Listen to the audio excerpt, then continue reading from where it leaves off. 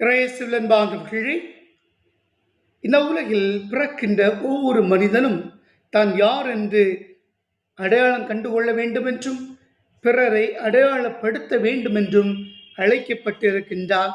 இந்த நற்செய்தியின் வழியாக இந்த நற்செய்தியிலே திருமுழுக்கு யோவான் தான் யார் என்பதை உணர்ந்தவராகவும் இயேசு கிறிஸ்து யார் என்பதை அறிந்தவராகவும் இதோ கடவுளின் செம்மறி என்று கூறி உலகின் மீட்பரை அடையாளப்படுத்துகின்றார். இன்று நாம் யார் என்பதை உணர்ந்தவராகவும் நம் சிந்தனை சொல் செயல் மூலமாக நம்மை நாம் அடையாளப்படுத்தவும் பிறரை அறிந்து அவர்களும் மீட்பின் அடையாளங்கள் என்பதை அடையாளப்படுத்தவும் அழைக்கப்பட்டு இருக்கின்றோம். திருப்பாடல் 16:1, இறைவா என்னை காத்திரளும், உம்மிடம் நான் அடைக்கலம் புகுந்துள்ளேன்.